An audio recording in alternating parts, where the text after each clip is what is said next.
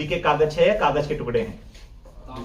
काम के हैं, रेलिवेंट है, ऑथेंटिक है, रिलायबल है, ठीक है ना बेटा। और ऑडिटर तभी ऑडिट करेगा ढंग से जब उसको पहले बीओडी से फाइनेंशियल स्टेटमेंट अनअप्रूव्ड मिले, अप्रूव्ड मिले। अप्रूव करने का तरीका है आपके सबसेक्शन 1 में 129 में ना देकर अप्रूवल का तरीका फाइनेंशियल स्टेटमेंट का यहीं दे रखा है 134 सबसेक्शन 1। घर पे जब भी आपको पढ़ना है 129 के साथ 134 जरूर पढ़ना है। 128, 129 और 134 इन तीनों का एक बढ़िया बेंच बनता है और इसमें से डैम श्योर क्वेश्चन आता है। ऐसा कोई भी अटेम्प्ट नहीं होगा, कोई सिंगल अटेम्प्ट भी नहीं है जहां पे इन तीनों सेक्शन में से एक क्वेश्चन ना दे, बल्कि इनमें से दो तीन क्वेश्चन भी आते हैं।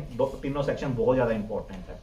128 में 6 सबसेक्शन थे, 129 में भी बहुत सारे सबसेक्शन थे और 134 में आप देखो 8 सबसेक्शन है। तो ये छोटे सेक्शन नहीं है, बहुत बड़े बड़े सेक्शन है। डन है बेटा? चलो, अप्रूवल ऑफ फाइनेंशियल स्टेटमेंट के लिए हमें क्या क्या चाहिए?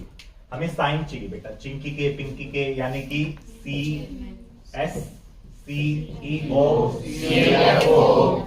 अभी पहले मैं इन तीनों की बात कर लेता हूं। तीनों KMP है। क्या है? कैरेक्टर थोड़ी है ये बेटा। ये तो KMP है, चीफ फाइनेंशियल ऑफिसर यानी कंपनी का चार्टर्ड अकाउंटेंट, CS यानी कि कंपनी का कंपनी सेक्रेटरी, और CEO चीफ एग्जीक्यूटिव ऑफिसर। कभी कभी CEO डायरेक्टर के पद पे मिल भी जाता है, ठीक है ना बेटा।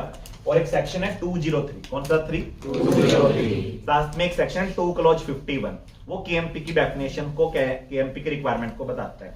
तो जिस कंपनी में भी 10 CR की PSC हो, कितने की? 10 CR, उसको KMP रखना पड़ता है। लिस्टेड को तो रखना ही पड़ता है। धन्य बेटा। तो आपको ध्यान रखना है बेटा कि पब्लिक कंपनी जो होती है उसमें 10 CR होना चाहिए, तब उनको ये रखने पड़ते हैं।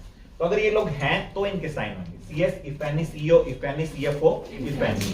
ओके, इस चीज का ध्यान रखना है। और तीनों के साइन होंगे, अगर तीनों है तो। डन है बेटा?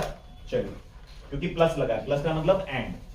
फिर प्लस में एक और है, या तो चेयरपर्सन साइन करेगा या फिर चेयरमैन अगर अनऑथोराइज्ड है तो डायरेक्टर साइन करेंगे, जो कम से कम कितने होने चाहिए? 2, और उनमें से एक क्या होना चाहिए? MD। तो चेयरमैन साइन करेगा बेटा। चेयरमैन जो होता है वो बोर्ड की ऑथराइजेशन के साथ साइन कर पाएगा। चेयरमैन होते हैं, हर कंपनी में होते हैं, लेकिन चेयरमैन को ऐसा कोई पावर नहीं है कि वो साइन कर देगा जब तक उसको BOD authorization, board resolution pass करके ना दे।